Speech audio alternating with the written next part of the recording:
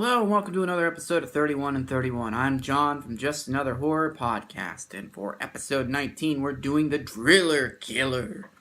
This movie single-handedly kick-started the Video Nasties movement of the 1980s, which most people in America aren't familiar with, but people in London are, and they probably fucking hate it.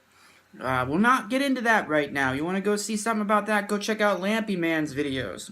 Lampy Man is the best when it comes to Video Nasties research, including not just every single movie in this category, but an entire, long thing about the history of where it came from. And, well, this particular one had a poster where a guy was getting drilled in the head. And I'm going to say, the first time I watched this, I was so fucking bored that I was like, why was this on there? This is stupid. This is a stupid movie. This time I have to pay attention because I'm doing a review on it.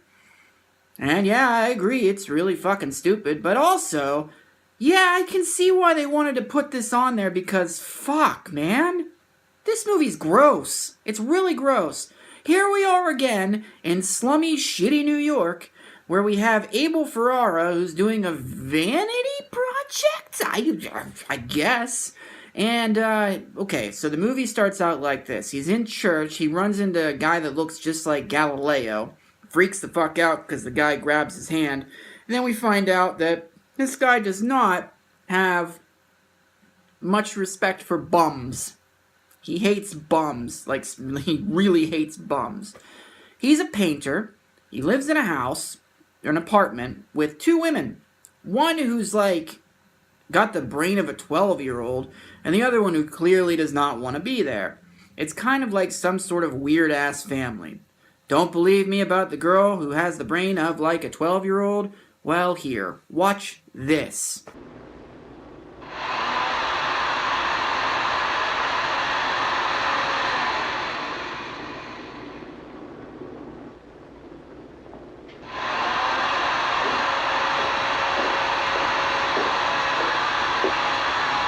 Pamela, Goldie, what are you doing? I'm trying to put the hole here. You're gonna kill yourself. Give me this thing, man. Okay. Just wait. Just watch. Give me this. Watch. It's in your... Okay, get back. What do you want over here? I want it right there. Where? You want to put a hole right here? Yeah. All right. Right there? Yeah. Okay.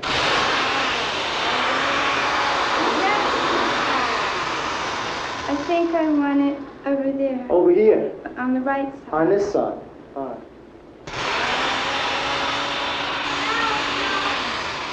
I want it over there. Over here? Mm-hmm. Okay, right there?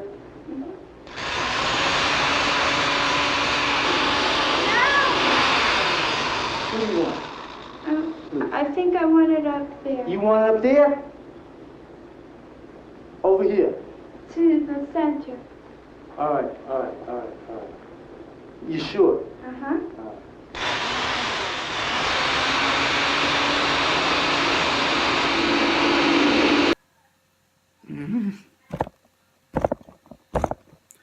There is so much of stuff like this in this movie. You know what, though? I think the point of this movie is that the character Abel Ferrara is playing, because, Reno is his name, that's right, Reno. Reno is being driven insane. He gets driven insane by the people he lives with. He gets driven insane because he lives in a town full of bums.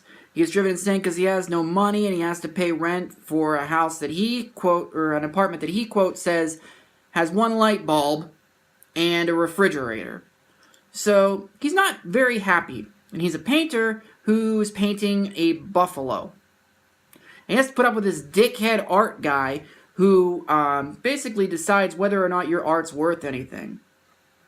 Can you imagine that? What qualifies you to do that? What qualifies you to say your art is a piece of shit and I'm not gonna buy it? I can see why he goes crazy. But it only gets worse because a fucking punk band called the Roosters shows up, and between every 2 minutes of footage, we get to watch the Roosters play the same fucking thing over and over and over again. Just the same fucking riff, it's the same song. Over and over and over again. So Reno finally fucking snaps. Gets a drill and starts drilling bums in the middle of the street. Now, it takes a good hour for any drill killing to happen, which is why it seems so fucking boring. But when it starts to happen, it's intense and horrifying. Like, really horrifying until you start noticing something. He's carrying around a drill. The power cord is clearly hanging off of this drill. And it's clearly not plugged into anything. Is he imagining it? Maybe. He has a bunch of nightmares where he's just splashing in blood or running down the street naked or who fucking knows. This is a terrible, terrible fucking movie. I mean, it's bad. But I think the big thing that bothers me about it is that, like, Abel Ferrara's character, Reno, is so pissed off. But he takes it out on bums. Is it... I'm going to turn it into something. Is it a commentary on society that when shit's not going our way, we look for people who are lower than us to attack? Yes, we do that. Is it a commentary on that? No, it's a fucking brainless movie where a guy's walking around with a drill. But if you want to make something out of it, because it's Abel Ferrara, who, I don't even know who the fuck that is, but that's a big deal that he's in this, and that's why I've said his name 5 fucking times. What did he ever do? What did he do? He did a remake of Invasion of the Body Snatchers? Congratulations! That's the 4th fucking one! Great! Yay! Anyway, he gets mad at his art director who tells him his stupid buffalo drawing's just a stupid buffalo drawing, and he kills him with a drill. Then, his mature girlfriend leaves him because her ex-boyfriend sends her money in the mail and says, I miss you, I have money. And she's like, well, I'm getting the fuck out of this loony bin. And he gets mad about that. So what's he do? Goes and kills that guy. And that's how the movie ends. Yeah, it just ends like that. That's it. It's over. Sorry, go home. Do I recommend this?